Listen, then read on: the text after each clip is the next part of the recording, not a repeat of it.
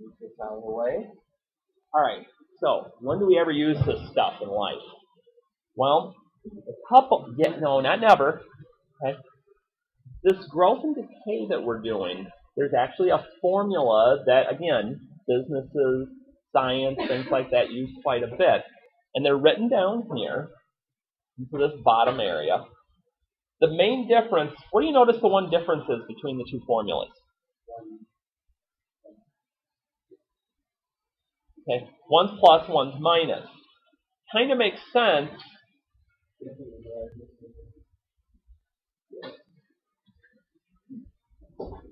If you didn't see me smile, So, when you're doing these, plus is going to be growth, minus is going to be decay. Well, that makes sense. Growth, it gets bigger, you add. Decay, it gets smaller, you subtract.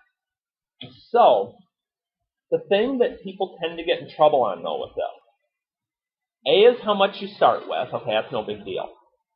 R is the percentage increase in decimal form. You have to be careful. So, like, for instance, if we were looking at number 13, a scientist estimates the specimen begins with 730 bacteria. If the specimen grows by 35%, I don't put 35 in for R. What's the decimal form of that percent? 0.35. Okay, that's what I'm going to use. If I use 35, holy cow, this bacteria is going to take over the earth in about 10 seconds. Write an equation that represents the bacteria's growth. Okay, it's growth, so this gives me an idea. Okay. I don't know why I use big A here. Oh, I know why I did. I used something else. So I'm starting with 730 bacteria. That's my initial amount. And then this, 1 plus 0.35, the T. Now let me explain this whole 1 plus thing. When you're doing percentages, 1 represents 100%. That's going to represent your starting amount. So this 1 plus 0.35 says, if it grows 35% every minute, then, that's 135% of what it had originally, or what it was the minute before. So the 1 just kind of gets that initial part in there, and then the whatever decimal part gets how much it's actually increasing. So that would be your general form.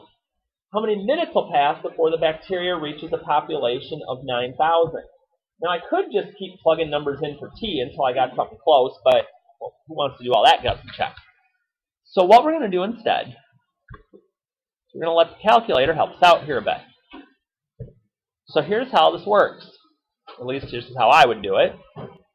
I'd go back to the graphing portion, and I'd type this in. Plus, no, not plus. Yeah. I gotta get myself a mouse for this. Ooh, you're good. Now, but there's a way to do it very quickly. I'll show you a couple of tricks here to kind of make this a little less painful. Now, instead of using T, I'm going to use X as my variable because that's a little bit easier to work with. So, once I get that typed in, and Chris kind of hit it on the head here. He's like, well, if I just hit graph, I don't see anything.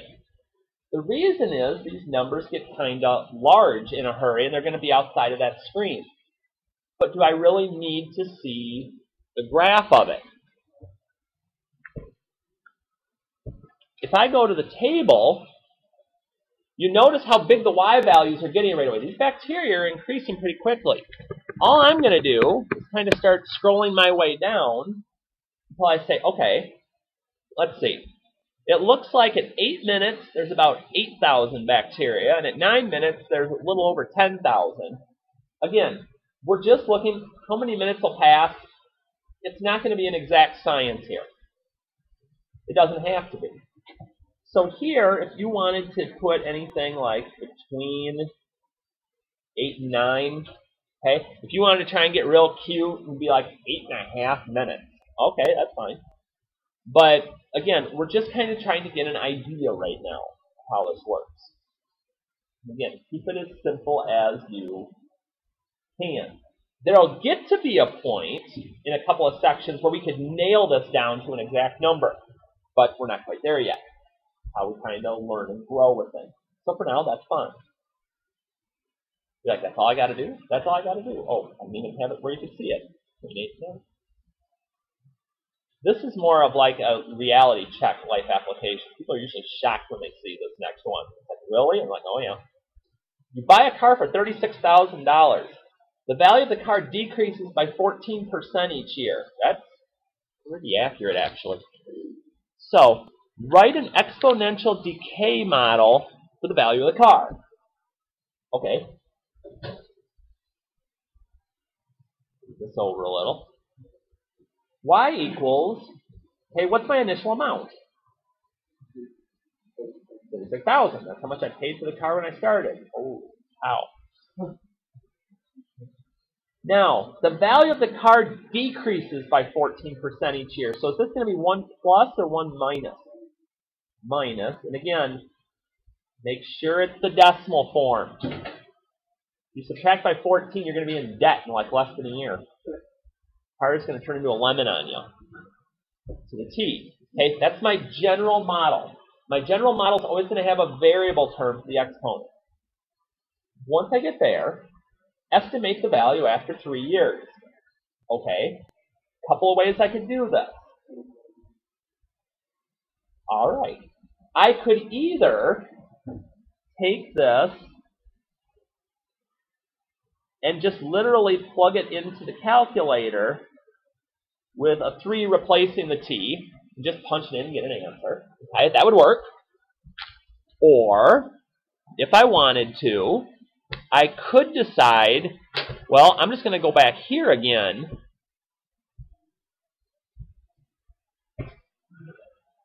and say, okay, I'll type this into my calculator. There's one other little to think about thing I'm going to do to you here in a minute. Now, if you're going to do it in the calculator this way, I would go ahead and use X because it looks like there's going to be another question after it. I could put in the 3 and it'll just tell me the answer that way too. But so again, if I hit graph, if I'm looking for a picture, I'm not going to see a whole lot yet. If I'm just looking for a number, it's easier to just go to the table.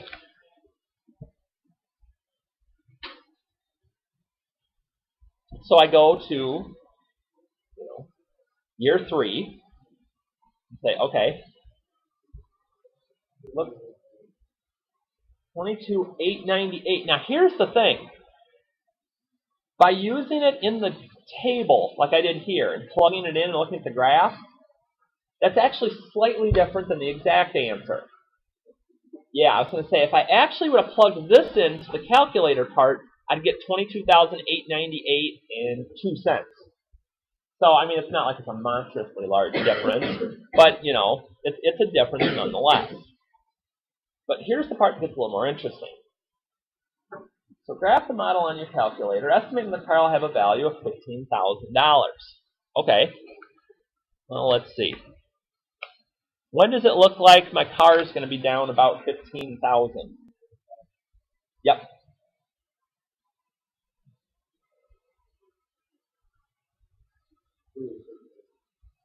Okay. So again, even if you didn't have a fancy graphing calculator, you might have to play with numbers a little bit more, but values like this you'd be able to come up with just by typing them in. But here's the one thing I wanted to mention. Ooh, I'm going to do it in the next problem. Never mind. I was going to get a little ahead of myself here. Any issues so far? So again, similar to yesterday, we're just kind of letting the table guide us a little bit. Yeah. Okay. So 15. Love the enthusiasm. All right. The growth of an antique table's value after 1975 can be represented by this equation. What was the value of the table in 1975? I shouldn't have to go with the calculator for this. Nice. Okay? How did you know that? Or had you looked at the calculator already?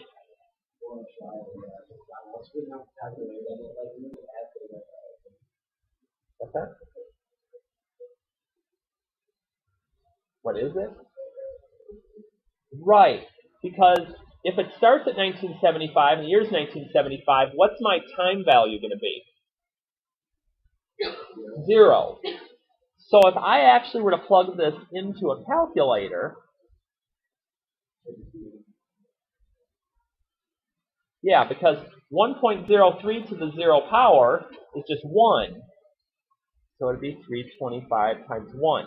So if you're ever looking at what's called an initial year value, it's just going to be whatever your A value was. In this case, $325. Ooh, now we'll see if we're really on it. What's the rate of growth? No, not 0. 3%. Now some of you may be like, what? Remember, when you're looking at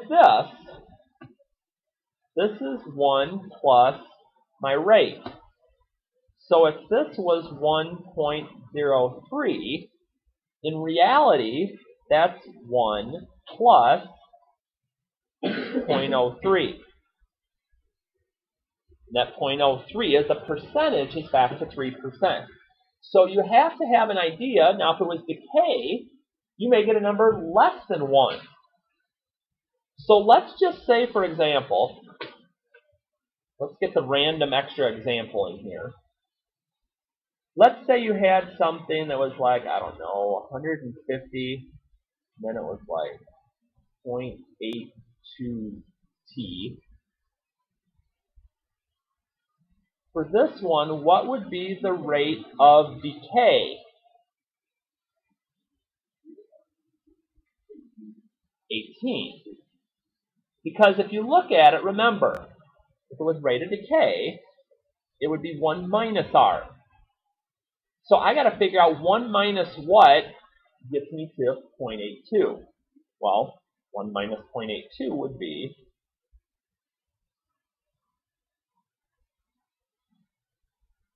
0.18, because 1 minus this gets me back to this. That's why you've got to pay attention to little detail stuff like, ooh, decay means I subtract. Ooh, growth means I add. Because that question is going to come up. So if I do 1 minus 0.18, that gets me what's in here.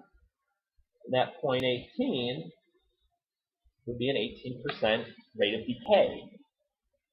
So you always want to be observant to what that value is inside the parentheses that we're taking the exponent to, because that'll let me know how that's going to work. So just something to keep in mind. Just because these are a little bit shorter doesn't mean we're still not going to have to play with this a little bit. Questions on growth or decay before we flip over?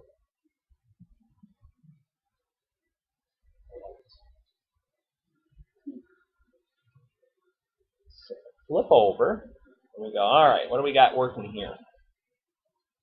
Compound interest. All right, let's get rid of this for a second. So P is your initial principal, not the ones down in the office, how much money you started with. Okay, R is the annual interest rate, written as a decimal, and N is the number of times it's compounded in 1 year. So, first problem.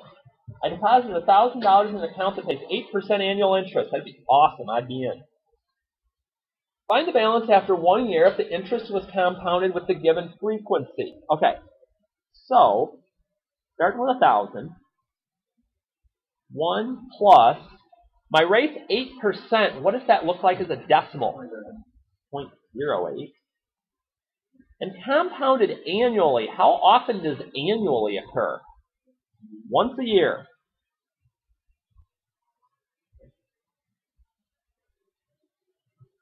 And then my exponent is the number of times per year, and it says balance after 1 year, so my T is 1. This is one, when you go to punch it in your calculator, there's not a whole lot of ways to mess this one up.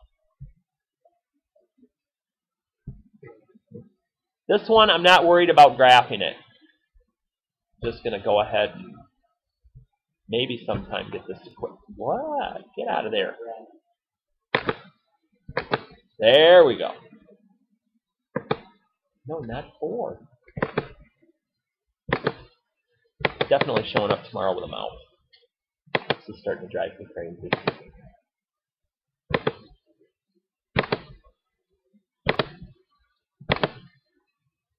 like, oh, you are slow. I feel slow. And then 1 times 1 is just 1, so I guess I could have just left that as is even.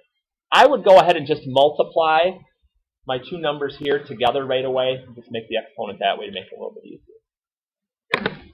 All right, so we got $1,080 at the end of the year. Makes sense that that was 8% of 1,000 is 80. So if I was to compound it quarterly, everything in that formula is going to stay the same, except, and no, you do not have to know the compound interest formula. I will give that to you. One thing I'll change is my n. How many times does quarterly happen per year? 4. Quarter is 4. So that's the value that goes down here. And also when I'm doing my value up here, it'll replace my n. So that's 4 times 1. So the only thing that's going to change when I'm going to type this in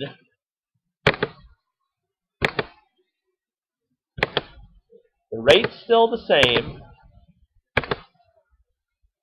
but now we divide by 4 because it's quarterly, and 4 times 1 is 4, so that'll change my exponent out here.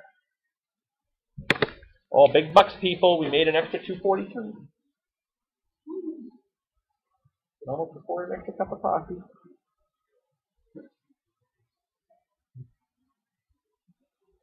Now, this is where the bank starts to just have fun with this. We actually put this on there sometimes. Okay, if we did this, if we compounded our interest daily, it sounds like that's awesome. How many times are we gonna do that a year? 365 times. You're like, oh, we're gonna be raking now. No, it's $1.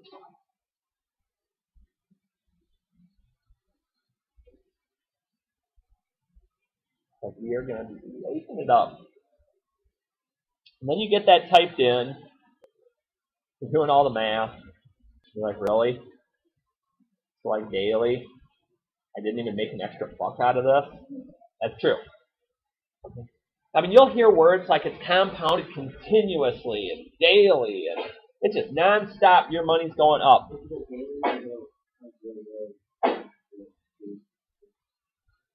Yeah, I mean, it's just not that big of a difference. I mean, it's a little bit, but I mean, I guess we were talking in like millions of dollars, and maybe be a little more. But at that point, you know, who cares? We get millions of dollars.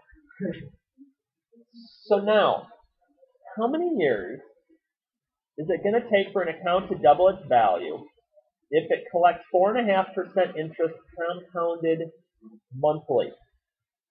Here's how this is going to work. Let's think about this for a minute. You're like, well, but how much do I have? How am I going to know? How is this going to work? We need to create an initial value because we have to have some sort of number to work with here. So, who said $10? We're going to start with $10? Okay. Alright, so if we start with $10, okay, we're going to be checking to see when it makes it to how much? 20. Okay, checking to see when it makes it to 20. So when I'm doing this, let's see. My initial bund's $10. 1 plus, what's my rate going to be as a decimal? Okay, 0.045. So if I get 0.45, we're paying 45% interest, and I would like to come to your bank.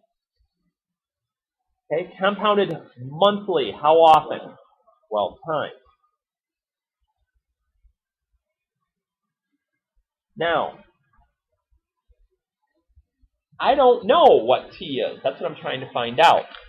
So here's where using the graph might help me because I don't have an exact science to work with.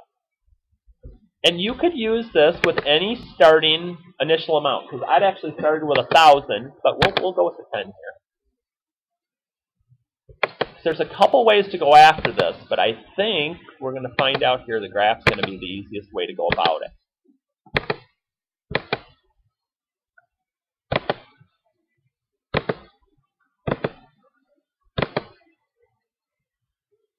So once I get here, I'm going to use x, again, instead of t. And notice I'm keeping things grouped together. My exponent, I want to be 12x. Now, You're going to get here, and you're going to be like, okay, great. Ooh, I actually saw something that time. Woo! So let's go look at the table here and see what's going on. Okay, so at 0, so you're like, okay, so I want to get to 20 bucks. 20 bucks. 20 bucks. Okay? It's going to take, well, that's going to take quite a while. Okay? Yeah, somewhere between 15 and 60, about 15 and a half years almost. To get to 20 bucks. Okay? If some of you haven't heard this before, we'll give you an extra little nugget here. There's this thing when you're doing investing that's called the rule of 72.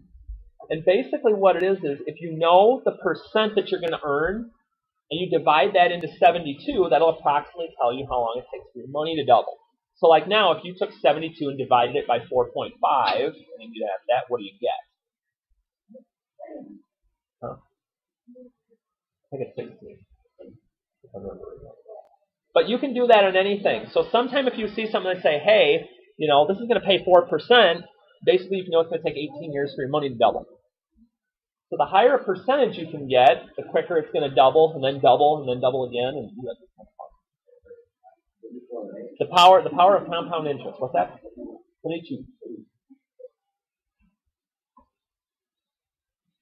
So just something to kind of keep in mind sometimes somebody ever asks. Something quick. So that's compound interest. If I know a certain amount of time, daily, it'd be a regular 4.5 on that. So if you did 72 divided by 4.5. So we did compound interest. That's if they tell me how many times it's compounded in a year. Well, watch out now. We're going to compound interest continuously. Okay? Now, one thing I'll tell you when we get to quizzes, you will have to know the difference in the formulas. You're not going to have them memorized, but you're going to have to know the continuously compounding interest formula is the PERT formula. Okay? PE to the RT. So here's how this works. So $1,000, okay, that's my principal. E is a value on your calculator. I'll get that up in a minute. That's actual number.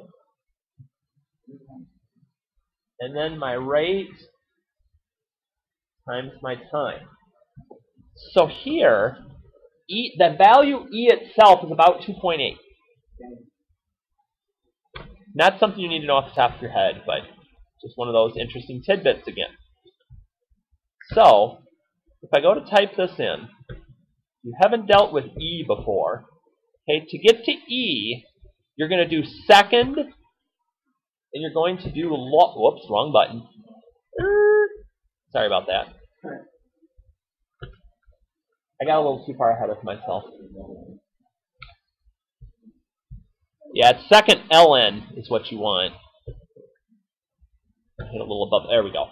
Now notice it already gives you the caret and it already gives you a first parenthesis. That's kind of nice. So now I can just do my 0.08, and since it's times 1, 0.08 times 1 is just 0.08.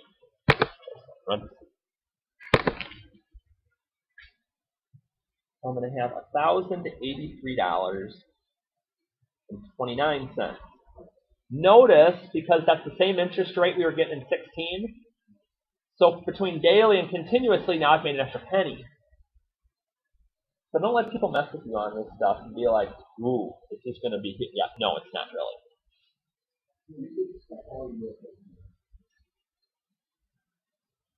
Well, it's fun. I just like watching all these things with interest rates and credit cards and this thing and that thing and this rate. It's like, no, not really.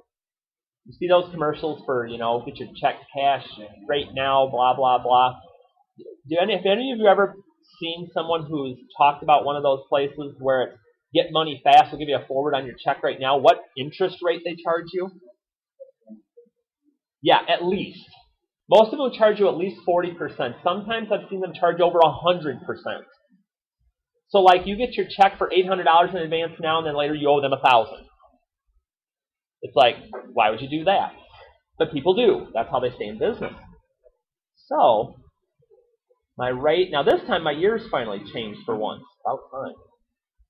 Now again, this is just me. I would simplify things here.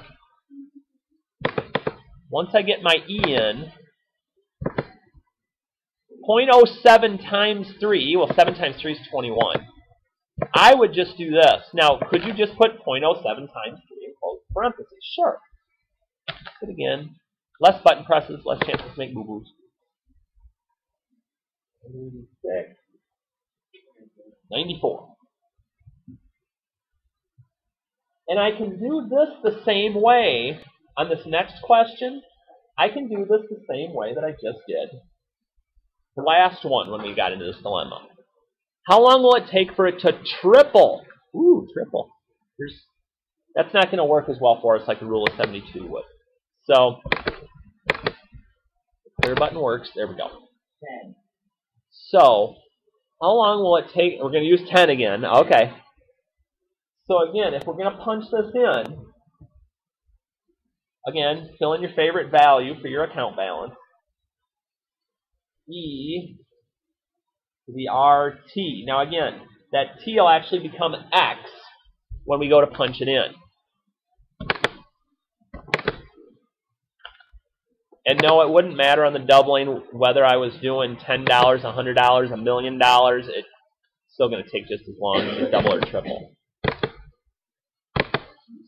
0.05x.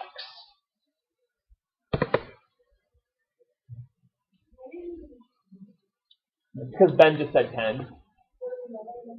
Nope. You can do 10, 100, 1,000, $5, doesn't matter. As long as you know that you're looking for the triple of that number when you're going through. So here we're going to be looking for 30. So again, ooh, I see some again. All right, let's get the chart and see if we can make this a little easier. That's a long time.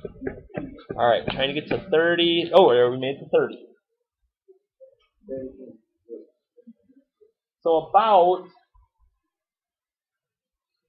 22 years. So we need to find larger percentage investments here.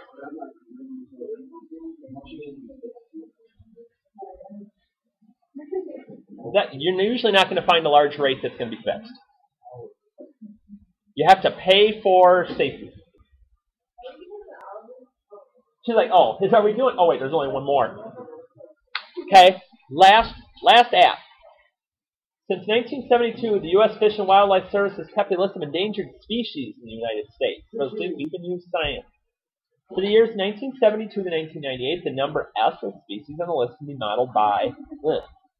So, first question should be the easiest one. In 1972, how many endangered species were there? Okay, kind of weird. It's like, how can you have a 0.6 endangered species? But, okay. 119.6. So if I plug in 0 for t, that's going to give me a value of 0, and anything to the 0 power 1.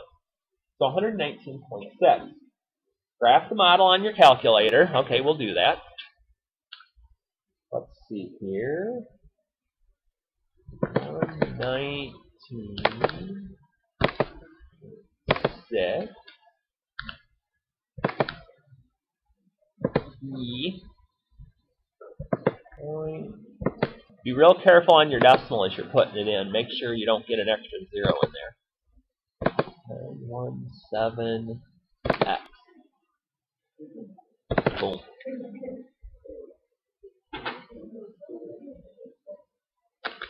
Now, you can see anything?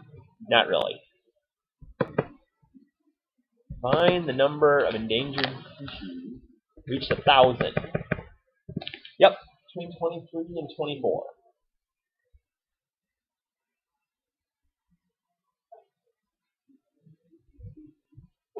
Okay.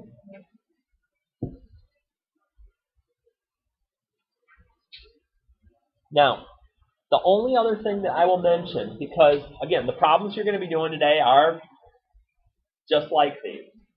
On a couple of them, which is why I put the graph paper back out, it's going to say, literally, graph the model. You're like, well, how am I going to do that? I mean, these numbers might be in the hundreds or the thousands or something like that. You may have to go back and say, okay, here's my graph. And you start to find out that it's like hundreds of these things are going up by. how the heck am I going to do? I mean, this is a good example. You're sitting here and you're like, okay, these numbers are like ridiculously large. How am I supposed to do this? Maybe you start making your y values go by hundreds. Okay? Or here, probably 50s might even be better, because you're going to see not much difference if I'm going by hundreds. You have the option to change the value that those take on, especially your y's. The x's you can just leave as 1, 2, 3, 4, whatever. But your y's, let me kind of scratch that here. Maybe I want to go by 50s. I don't know. So like 0, 119.6. And again, we're just kind of getting a decent estimate of what's going on. Oh, thousands, I don't think you're going to see much movement. So these may not necessarily increase huge like those ones were yesterday. But again, your job is to take care of the ones that I've got up here on the front board.